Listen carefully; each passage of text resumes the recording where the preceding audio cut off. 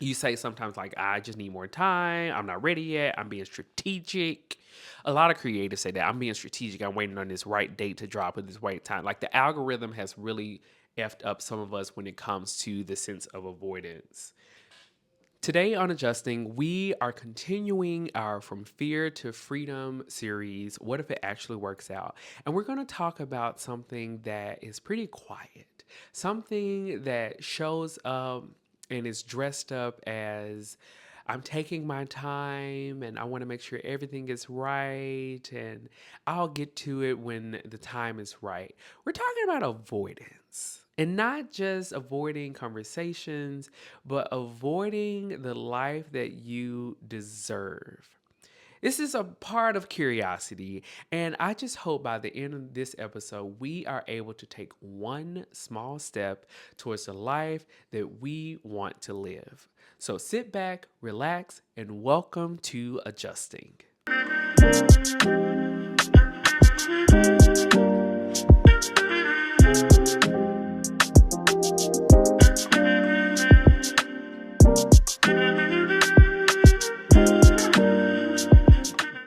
And we're back with another episode of Adjusting Podcast with your host, Justin G. Nelson.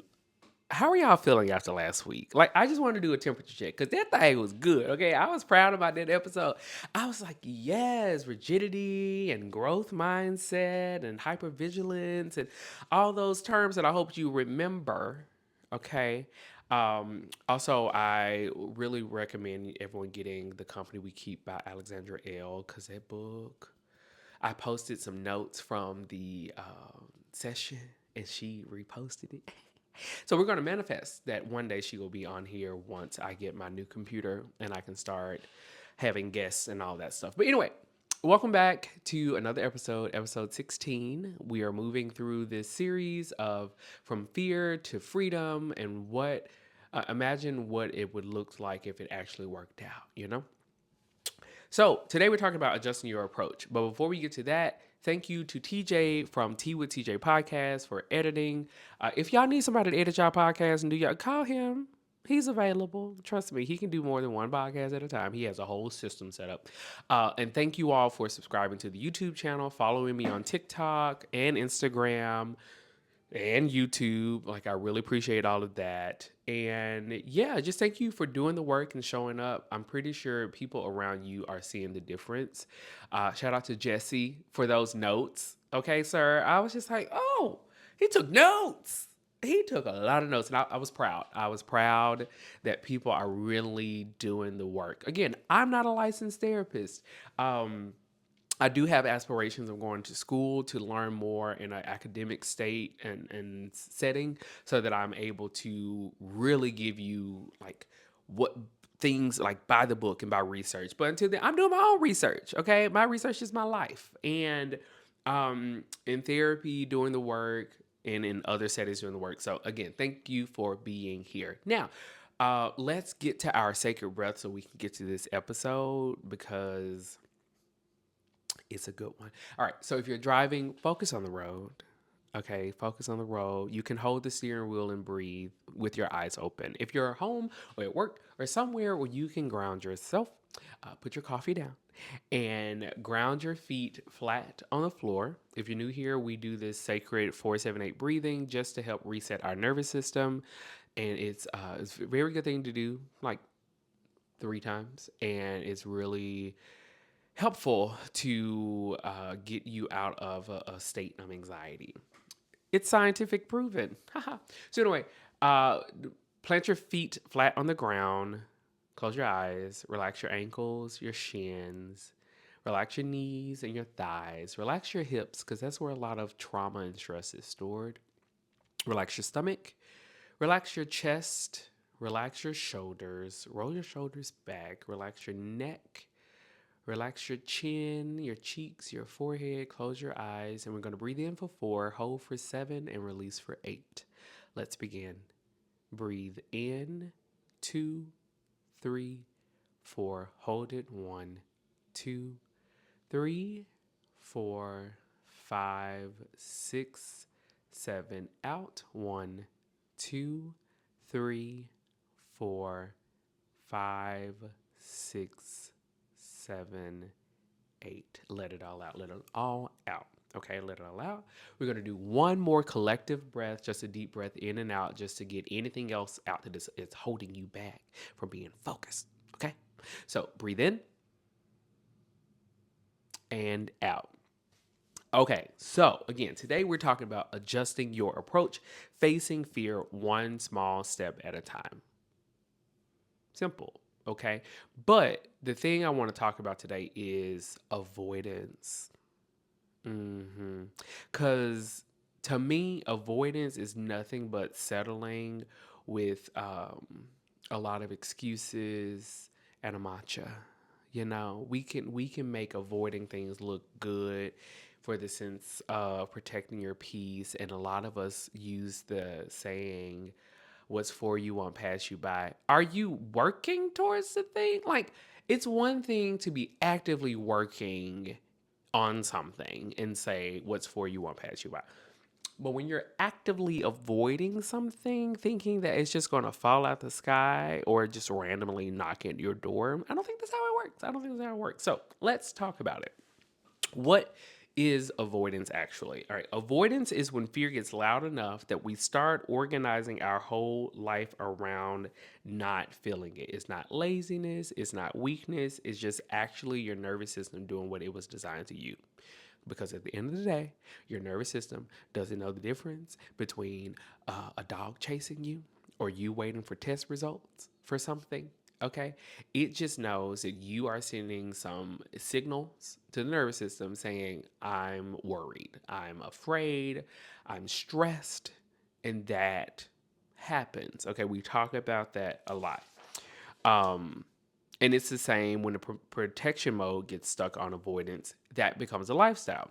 So, what the freeze actually looks like, because that's essentially what avoidance is. It's like a freeze, like an emotional freeze that happens. We tend to think avoidance looks dramatic, like not leaving your house, you staying in the dark, your phone is not on do not disturb. Um, you're very short in conversations, but most of the time it looks more ordinary than that. It looks like staying busy so you never have to sit with silence. Yeah. So don't confuse it with depression or high functioning depression. Like it's just avoidance. It looks like saying I'll start when I'm ready for the fourth month in a row. I'm talking about myself. Baby, I've been on this fitness journey since the pandemic, and I think it's me. Like, I thought it was my trainers. It's me. Like, I'm the drama. And I'm still, like, making this episode, I am still trying to figure out what the hell is keeping me from doing it. And I keep saying, I'm just tired, working on Broadway and doing that job every night. It becomes tiresome, and I don't have the energy to get up and work in the morning. So I just keep putting it off and say, well, I'll just eat healthy, and then because I say eating healthy is 80% of the issue and 20% is working out. But then on the other side, when it comes to avoiding, it looks like researching things over and over and over. You know what to do, just do it. But again, if you are stuck in avoidance, that is what it looks like. You're writing the same paragraph over and over again. You keep making a to-do list for your to-do list for your to-do list, but nothing is getting done. Okay, we're avoiding something. And it looks like keeping yourself in almost relationships because a real one might actually break your heart. The low grade hum of not yet is avoidance. And it is exhausting. Yeah, in a way that's really hard to explain to people who haven't felt it. So in relationships, it looks like keeping emotional distance even with people you love because closeness has hurt you before and vulnerability feels like handing someone a weapon. We struggle with being vulnerable. And then in creative work, it looks like that brilliant idea that lives in 17 memos. You got it in the notes app, a notepad, your email, you made a Substack, you got a Notion, you got a Milanote. Okay, you've made an Instagram page for it, you got Google Docs. It's all over the place. But nothing has come from that concept. That is a sign of avoidance. in your healing. It looks like knowing you need therapy, knowing you need to leave a toxic situation, knowing that you have to do the work in order for the work to work for you. We know these things, but yet we have settled and gotten comfortable in discomfort and avoiding the fact that we have work to do. Because opening that door means actually having to walk through it. In your daily life, it looks like the email you haven't sent, the doctor's appointment you haven't made, the dream you've been almost ready to pursue for a while. Why? Why do we get stuck in this place of avoidance?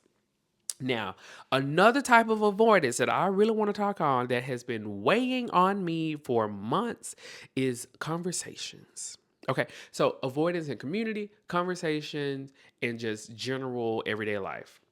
So there's a particular type of avoidance that hides behind being an introvert, being independent, being selective, and it shows up in three ways. So first, conversations, the ones you keep rehearsing in your head but never actually have. The check-in you haven't sent, the boundary you haven't named, the I've been thinking about us that's been sitting in your drafts for 3 weeks. We avoid hard conversations because we're terrified of the response. Yep. And the conflict, the rejection, the silence, the follow up, the accountability, we avoid all of that and the conversation that would lead to it simply because we just aren't ready. And I think that is what it boils down to. Yeah.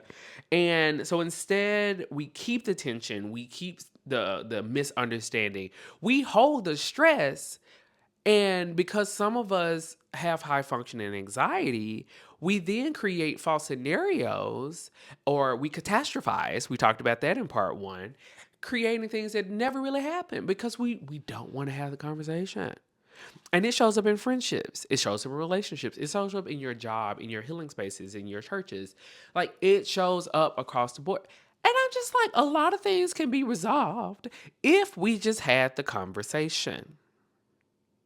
A healthy conversation is because some people you can't talk to. Okay, some people have their own script of how things should go because they are narcissistic. Okay, they are led by ego, they are led by self, they are led by their status, and sometimes that conversation is silence. There's a lot said in silence. Okay. But second, in community, a lot of us who have been hurt by churches, by friend groups, by family systems, by relationships that promise safety and delivered chaos, have quietly decided that people aren't worth the risk anymore. So we say surface level. We lack depth. Okay, we lack um fireside chats or sitting around the dinner table. Like we got away from those type of sacred community spaces because of social media.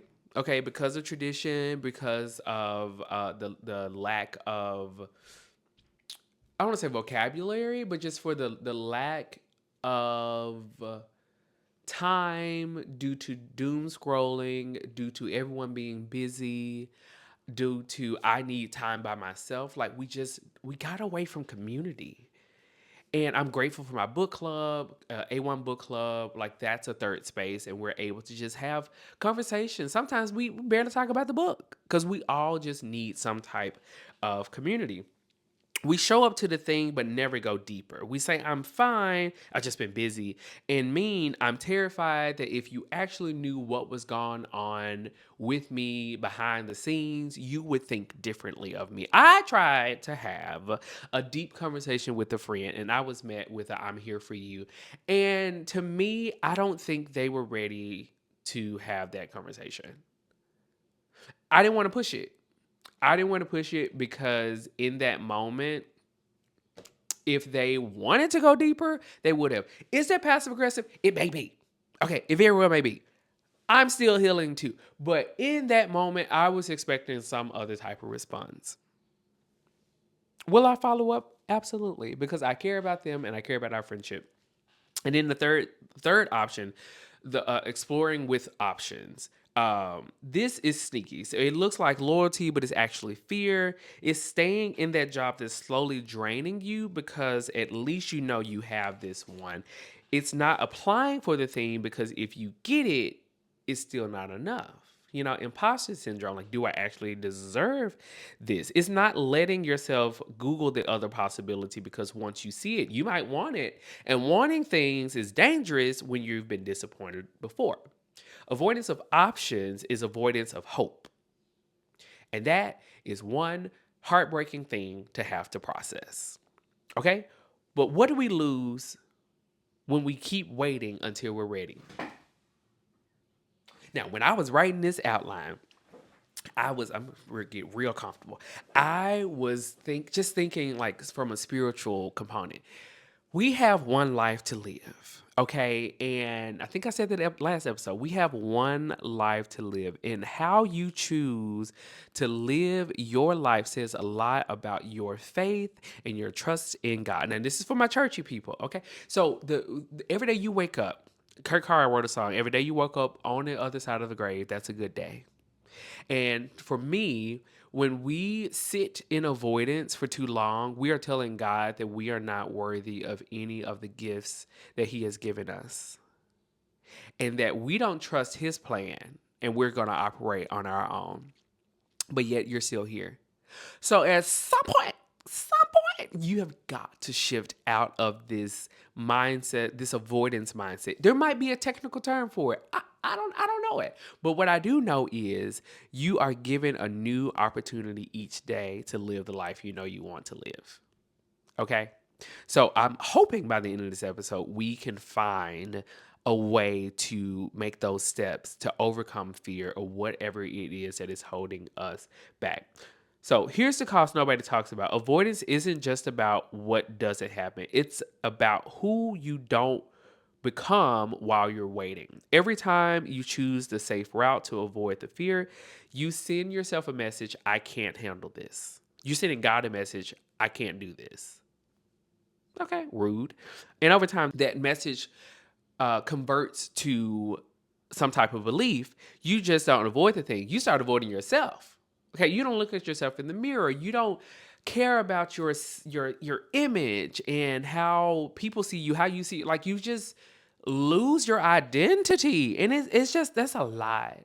That's because we spend so much of our life forming this identity and how we want to be seen, to allow fear and avoidance to just strip us of that because we're stuck. That version of you gets smaller every time you choose to wait. And meanwhile, life keeps moving. Opportunities don't hold. Okay. And again, I said we all subscribe to the topic or the quote, what's for you won't pass you by. If you're not doing the work, it's gonna pass you by. Okay.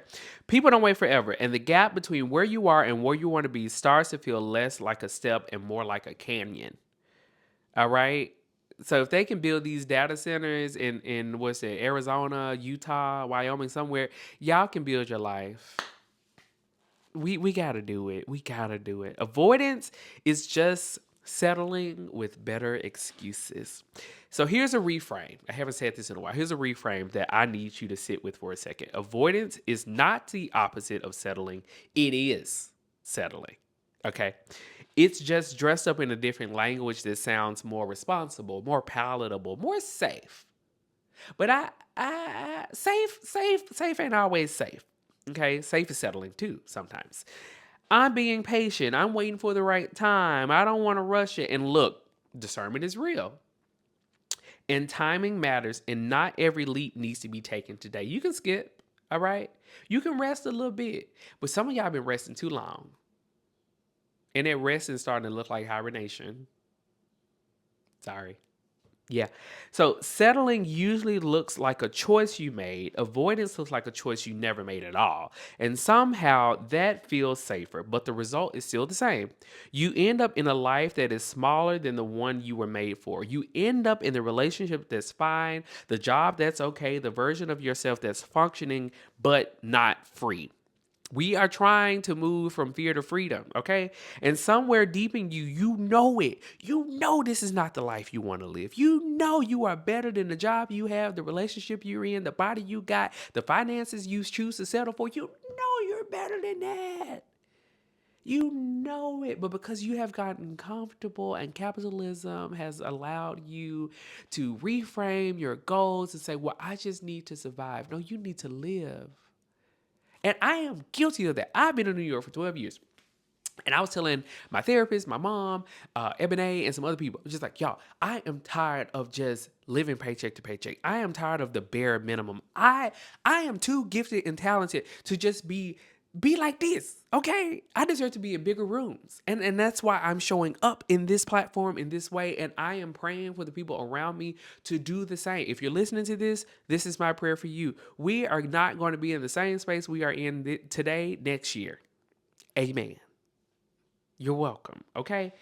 You have one life, one, and how you use it matters. I don't know. I mean, I don't say this to create pressure. I say it because I think somewhere along the way, a lot of us stopped believing our lives were really something that we matter. We are going through hell on earth with this president. This is the only political thing I will ever say on this platform. But this man is causing hell on earth. With Project 2025 and everything excuse my language, motherfucker is trying to do with black people, women, our right to vote, the healthcare system, and everything else that they are dismantling, we are tired, but we're still here. Okay? And there is some way that we shall overcome and we can overcome to get back on track for our goals and our mental health and our well-being. I don't know what it looks like, but I know it'll happen. Okay? I know what could happen, but I'm not going to say that on here. Okay? You picking up what I'm putting down? I hope so. But, that specific combination of gifts, experiences, pain, and perspective that only exists inside of you is not an accident. We are all divine individuals. Your fingerprints are indication that not two people are the same. Even twins have different fingerprints. Okay, they might look alike, but they still their own person. And every day you spend organizing your life around fear, around avoiding the conversation, the creative risk, the vulnerable move, the new community, the unexplored possibility is a day that gift isn't being used. I'm not saying you got to work on something every day. T.D. Jakes said in his book, which book is it? Impact? One of his books. I haven't read his book in a while. I read it back in 2015. But he doesn't work on everything every day, but he makes sure he works on one thing a day. So maybe try that. Your window to build the thing, love the people, create the work, have the impact, it is real. It is moving. Okay? Time is a construct. And so is your time here on earth. So what you do with it matters. Now, a note about scarcity and abundant mindset here. Avoidance is rooted in a scarcity mindset.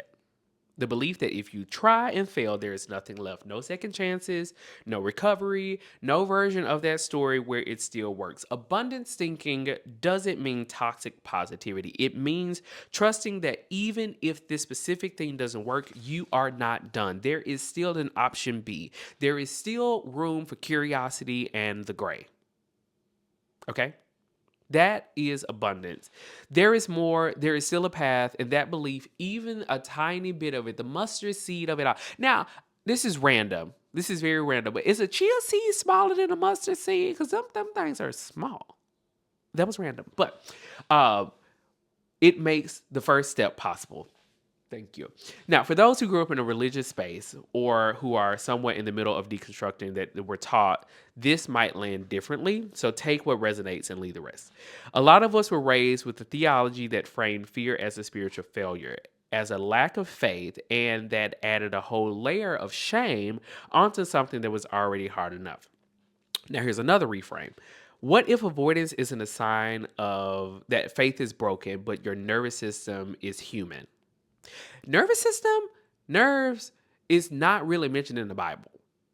Not saying the Bible is faulty. I'm just saying it doesn't really talk about like mental health in characters. Now, there are like moments of suicide that are mentioned in the Bible, and there are thematic things that can correlate to mental health.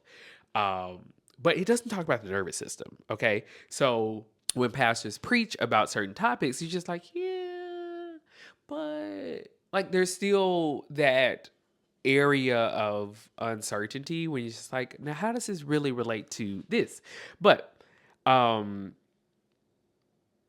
a lot of spiritual traditions hold that you are placed here intentionally with something specific to do and someone specific to be. If that's true, then avoidance isn't just a personal problem, it's a spiritual one. Not in a shame-based one, but in a your gifts were never just for you kind of way.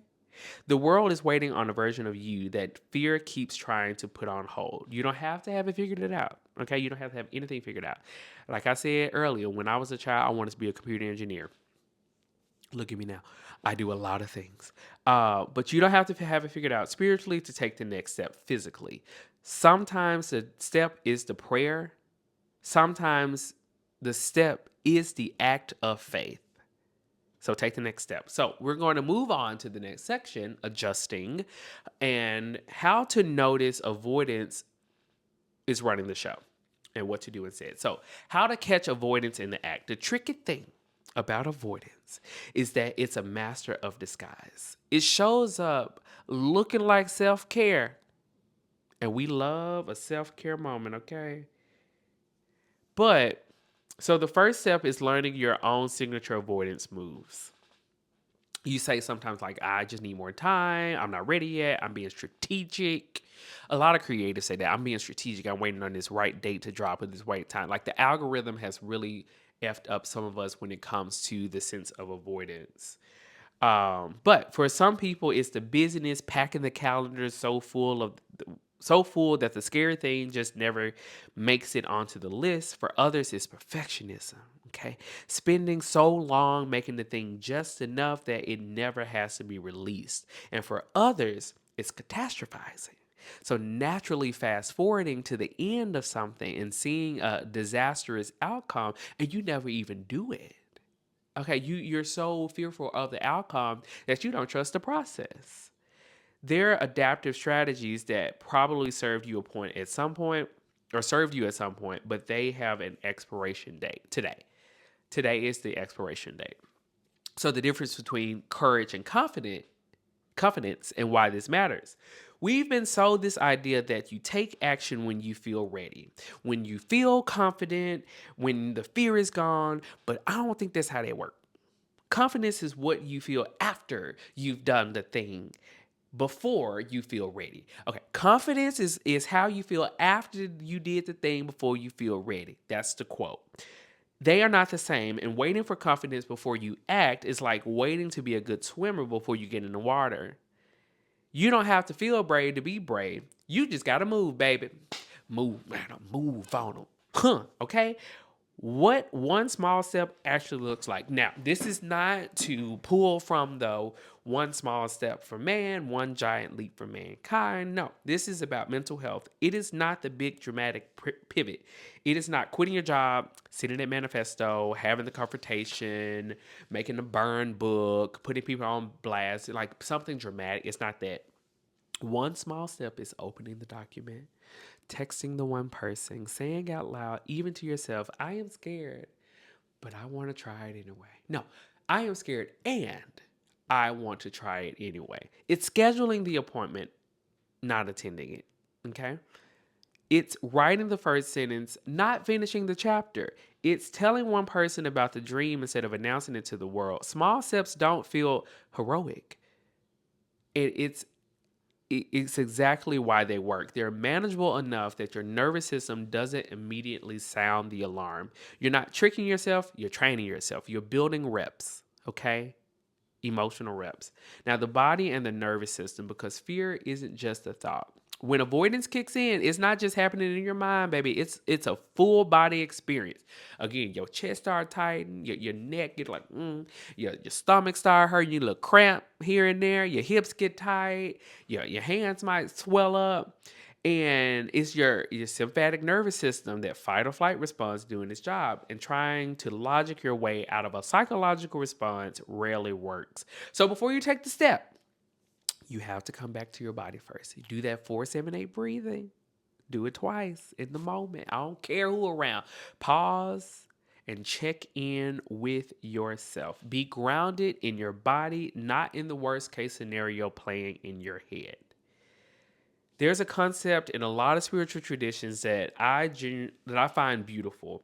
The idea that transformation doesn't happen through force, but through surrender into movement, not passivity, but and not giving up, but releasing your grip on the outcome enough to actually take the steps. So for those who are deconstructing, maybe that doesn't sound like prayer anymore. It sounds like trust, or maybe it sounds like therapy and a good support system.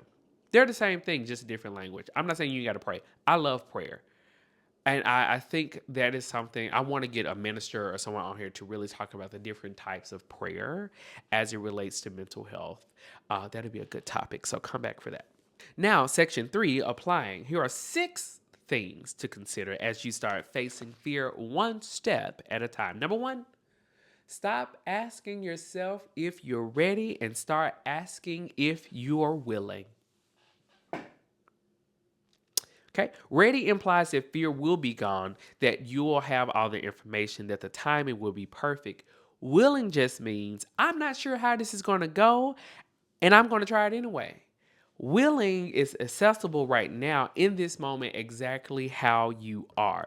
You don't earn willingness, you choose it. And choosing it once, even imperfectly, even scared, makes it easier to choose it again. Okay? Number 2, let your steps be small. I'm talking about like 1-2 step.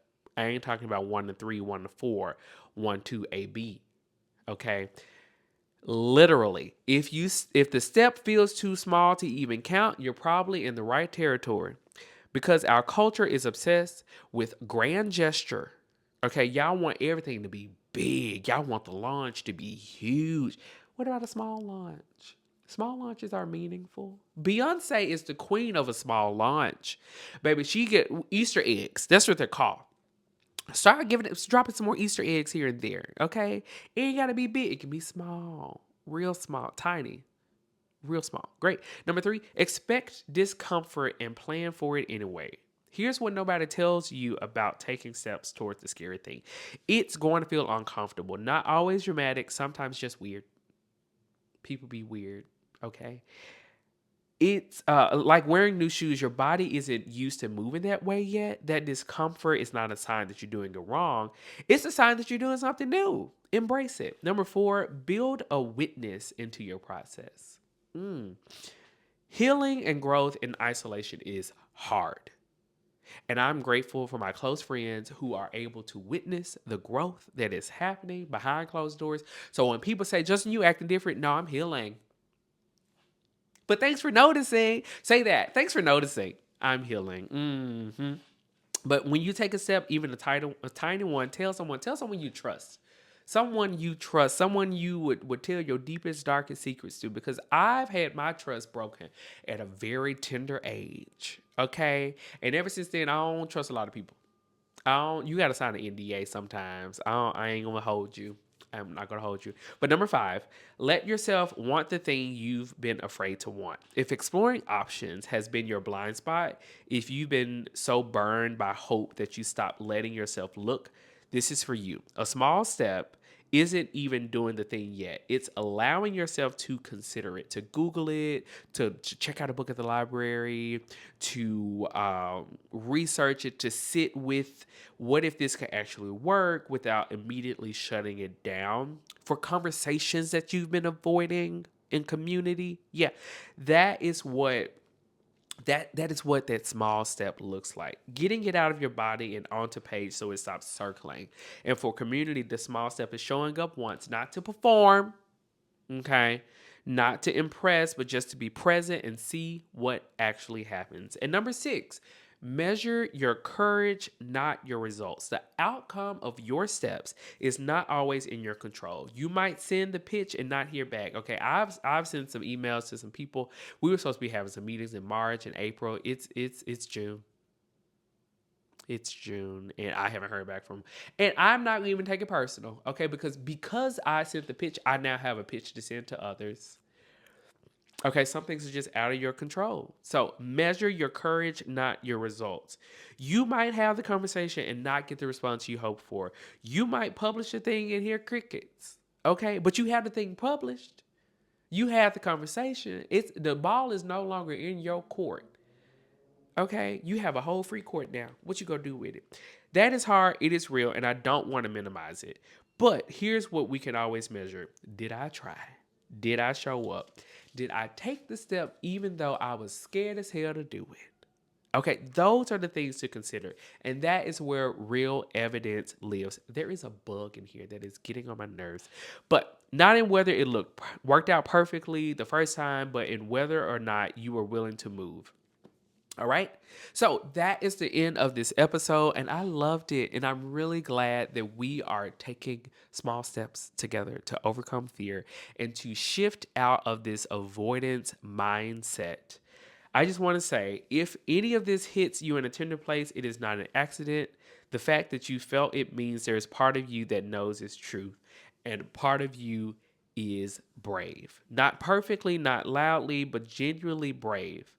So think of one small step, just one, not a whole plan, not a 5-year vision, not a 12-week year, nothing. Just one small step that you can do. It can be buying the journal.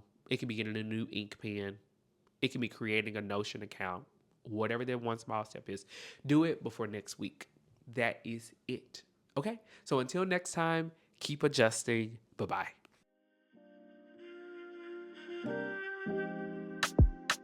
Thanks for tuning in to this week's episode. I hope you take something away to help you make the adjustments you need. Before you go, please take a quick second to share this with someone you care about. And if you can, please leave a 5-star rating and review on whatever platform you're listening to this on.